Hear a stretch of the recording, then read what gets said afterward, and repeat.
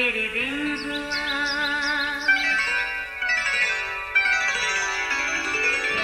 نیا پھر دن ہوا، پرانی رات کا کرے سو شکر ہم خدا کی ذات کا، خدا کی ذات کا نیا پھر دن ہوا۔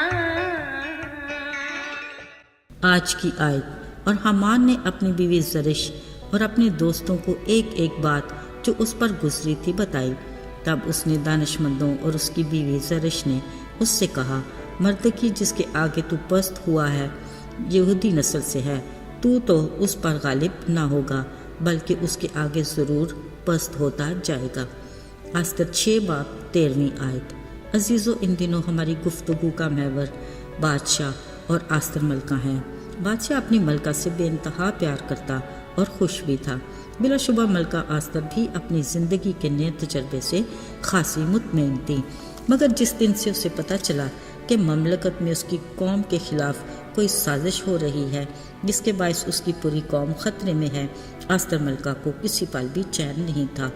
وہ ایک جرأت مند اور بہادر یہودی عورت تھی، سو اس نے ہر قیمت پر اپنی قوم کو بچانے کا تہیہ کر رکھا تھا۔ اگرچہ اس کے خاندان اور قوم کے بارے میں بادشاہ خود بھی لا علم تھا، مگر اسے پورا یقین اور بھروسہ تھا کہ اس بڑے معاملے میں جب خدا اس کے ساتھ ہے تو پھر بادشاہ کی طرف سے کوئی رکاوٹ نہیں ہوگی۔ لہٰذا اس نے بڑی عقل مندی سے ایک جشن کا اہتمام کیا اور بادشاہ کے اور اس کے ساتھ اس کے وزیر حامان کو بھی مدعو کیا، جس نے یہودی قوم کو ہلاک کرنے کا شاہی فرمان جاری کر رکھا تھا۔ ضیافت میں وینوشی کے وقت بادشاہ نے ملکہ آستر سے پوچھا، تیرا کیا سوال ہے؟ وہ منظور ہوگا۔ تیری کیا درخواست ہے؟ آدھی سلطنت تک وہ پوری کی جائے گی۔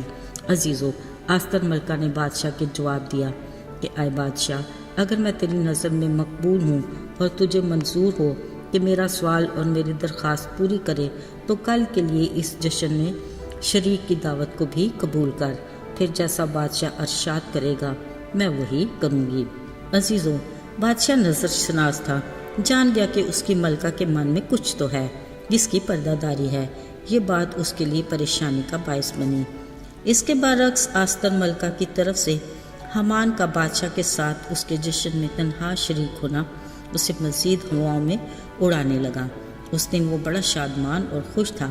اس نے پوری یہودی قوم کو ہلاک کرنے کی سازش سے بھی پہلے اپنے دلی دشمن مردکی کو کڑی سزا دینے کی غرض سے دوستوں اور اپنی بیوی زرش کے ساتھ صلاح کاری سے 50 ہاتھ اونچی سولی کا بھی انتظام کر لیا۔ اس نے سوچا جیسے ہی بادشاہ رضامند ہوگا وہ جھٹ مردکی سے اپنا انتقام لے لے گا۔ عزیزو، ادھر آستر ملکہ کے جشن کے بعد بادشاہ انتہائی بوجھل دل سے اپنے محل میں پہنچا۔ اس رات اسے نیند نہ آئی۔ اسے ملکہ کا خیال آ جاتا، آخر اس کا کیا سوال ہو سکتا ہے؟ وہ مجھ سے کون سی درخواست کرنے والی ہے؟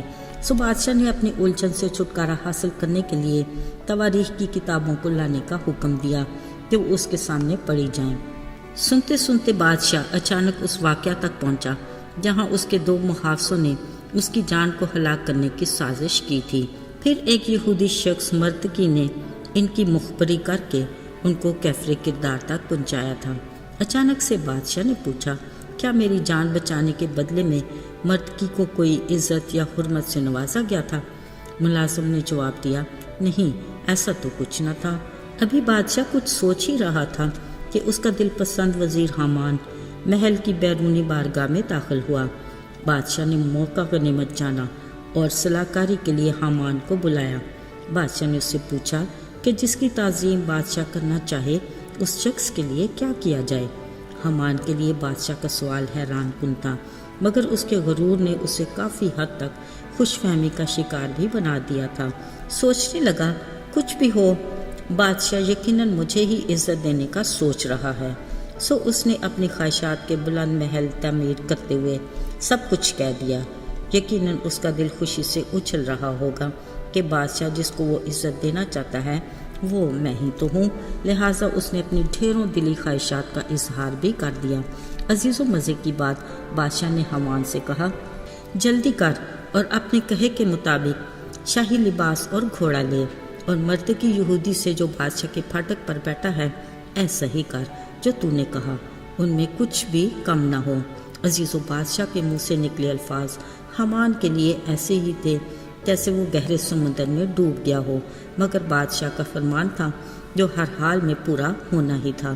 لہٰذا حامان نے وہ گھوڑا اور لباس لیا اور مردکی کو ملبس کر کے شہر کے شارع عام میں پھرایا اور اس کے آگے منادی کی کہ جس شخص کی بادشاہ تعظیم کرنا چاہتا ہے وہ یہ شخص ہے۔ ذرا سوچیں، حامان کے لیے اپنے دشمن کے لیے ایسا کرنا کتنا اذیت ناک تھا، جس کے لیے اس نے 50 ہاتھ اونچی سولی بھی بنوا رکھی تھی۔ عزیزو، آستر ملکہ کے دوسرے دن کے جشن پر بادشاہ کے سامنے یہ انکشاف ہوا کہ آستر ملکہ کی درخواست یہ تھی کہ میری قوم مجھے بخش دی جائے، کیونکہ وہ ہلاک اور قتل کے لیے اور نیست و نابود ہونے کے لیے بیچ دیے گئے ہیں۔ عزیزو، اس وقت بادشاہ کو اپنی ملکہ آستر کے بارے میں بھی علم ہوا کہ وہ یہودی قوم سے ہے، اور حامان کے بارے میں یہ کہ یہی وہ شخص ہے جس نے سازش کر کے یہودی قوم کو ہلاک کرنے کا شاہی فرمان جاری کیا ہے۔ ساتھیو، حامان کے بارے میں بادشاہ کو یہ بھی آگاہ کیا گیا کہ اس نے یہودی مردکی کے لیے 50 ہاتھ اونچی سولی تیار کر رکھی ہے۔ اس پر بادشاہ نہایت غضبناک ہوا اور فرمایا، حامان کو اسی سولی پر ٹانگ دو۔ تب بادشاہ کا غصہ ٹھنڈا ہوا۔ یوں حامان مردکی کے لیے کھودے گڑھے میں خود ہی جا گرا، مگر آستر ملکہ خدا کے فضل سے بادشاہ کی نظر میں بھی سرخرو ہوئی اور خدا کی نگاہ میں بھی مقبول ٹھہری۔ عزیزو، آئیے دعا کریں۔ اے آسمان و زمین کے خالق المالک، زمان اور وقتوں پر اختیار رکھنے والے، تو جو عادل اور منصف خدا ہے، ہم تیرے رحم کے طلبگار ہیں۔ جانتے ہیں تو کسی کا طرفدار نہیں۔ ہماری خطائیں معاف فرما اور ہمیں پھر سے بحال کر۔ یسوع کے مبارک اور جلالی نام میں مانگتے ہیں، آمین۔